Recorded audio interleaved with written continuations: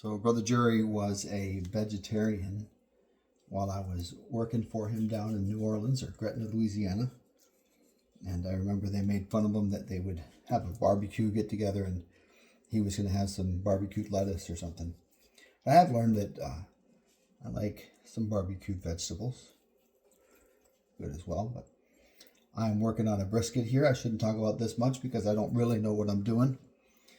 But I'm trying to trim it down, get it ready tonight to cook it all day tomorrow.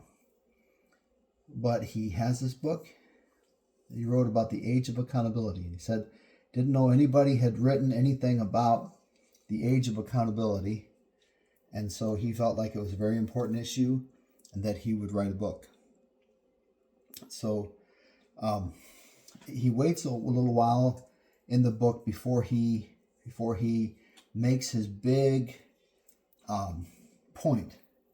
And that's that in the Old Testament, God established that a 20-year-old who was accountable for not going into the promised land, and a 20-year-old who needed atonement in sacrifice, and that it was the age of 20 where the age of innocence ends. I think there's another example of 20 being the age. And so he says, what do you tell a parent of a child? Well, by looking at this judgment of 20, you have something that you can say to a parent. And toward the end of the book, he says that he literally believes that it is to the day, like the day that you turn 20 is when you begin to give account. And wanted to say, so what if you're a preemie? Does that make a difference? And MacArthur has some conversation about it. And he talks about how for Jesus, it's a big deal when he turned 12. And I know that it seems like the Lutherans have their confirmation, the 12-year-old, and certainly it's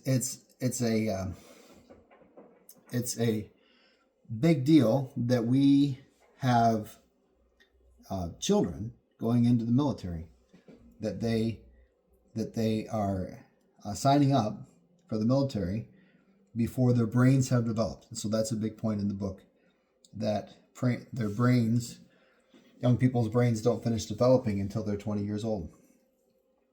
And how that lines up with what God had laid out in the Old Testament.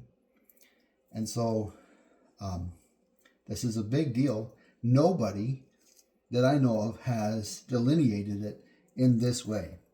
And so that's a big deal. It's also a big question, because if you're the first person in history to say something in that way, then you have to be careful about whether or not you're right.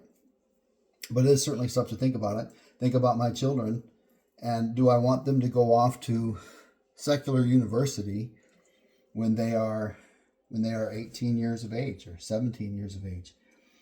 And in our current situation, no, I don't. And this is something to think about there. That, is there a way to wait if they believe that the Lord is calling them to a higher degree, one of these universities? Could they wait until they were 20 years old to go to this place where they are going to be challenged so aggressively? So I thought that was an important thing. The age of accountability. So talks about, and this is something I need to look into, but he talks about the Apostle Paul saying that he was without the law once. He was without the law once. And so according to Brother Jerry, that means that was before Paul turned 20 years of age. He was without the law. Then the law revived, and he died. And so he believes that that is that age of accountability happening there in the Apostle Paul's life. And so specifically a big point that he makes early in the book is that those who did not, they all said, oh no, we are grasshoppers in their sight. Let's not go into the promised land. And that God, in judgment of that, said that they would all die except their children that they said would be prey would live. And then that is interpreted as anyone 20 years of age or younger. And so this is an important thing. I know he says that, so he doesn't think that teenagers should go in the military.